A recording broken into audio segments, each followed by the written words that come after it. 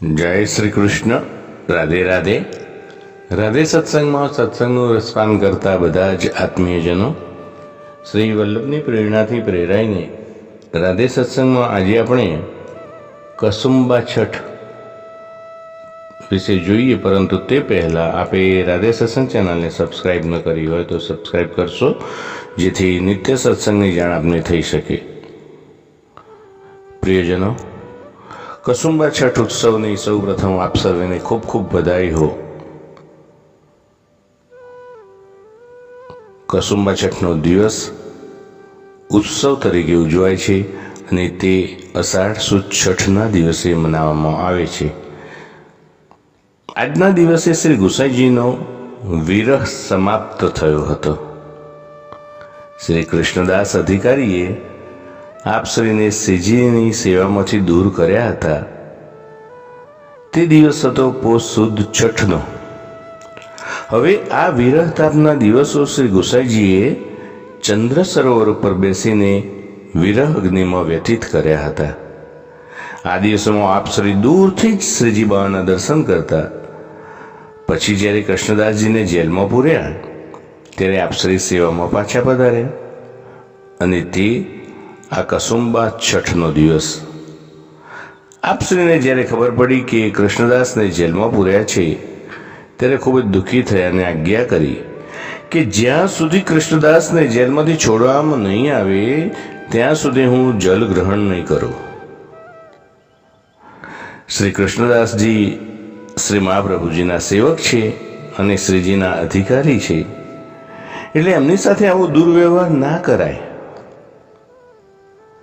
પછી કૃષ્ણદાસ અધિકારીને જેલમાંથી મુક્ત કર્યા ત્યારે કૃષ્ણદાસ અધિકારીએ આ પદ પરમ કૃપાલ શ્રી વલ્લભ નંદન ગાયું કે જે આજે પણ વૈષ્ણવો ઘણા પ્રેમથી વલ્લભ કુલની આરતી સમયે ગાન કરે છે. શ્રી પ્રભુચરણ જતીપુરા પધાર્યા. ગોવિંદકુંડમાં સ્નાન કરીને શ્રી ગિરધરજીને આજ્ઞા કરી કે આજે શ્રી ગોરધનાથજી સાથે પુનઃ મિલનનો ઉત્સવ છે, સંયોગનો અવસર છે અને સંયોગનો રંગ લાલ છે, તેથી મારા માટે લાલ રંગના ધોતી ઉપરના લાવો. મંદિરમાં પધારી શ્રી ગોરધનાથજીને લાલ રંગના સાજ શૃંગાર ધરાવ્યા. લાલ પાઘ, પિછોડા અને માણેકના શૃંગાર થયા. લાલ પીછવાઈ અને ચંદરવા બંધાયા. માણેકના લાલ બંગલા સિદ્ધ થયા. અષાઢ સુદ છઠના દિવસે કસુંબા છઠનો મહોત્સવ થયો. આમ નિત્ય લીલાના પ્રસંગની સ્મૃતિ રૂપે આ વર્ષે કસુંબા છઠનો મહોત્સવ એ અષાઢ સુદ છઠના દિવસે થાય છે અને આ રીતે ઉજવવામાં આવે છે. આજે શ્રી ઠાકોરજીને કસુંબલ એટલે કે લાલ રંગનો સાજ અને લાલ રંગના વસ્ત્રો ધરવામાં આવે છે.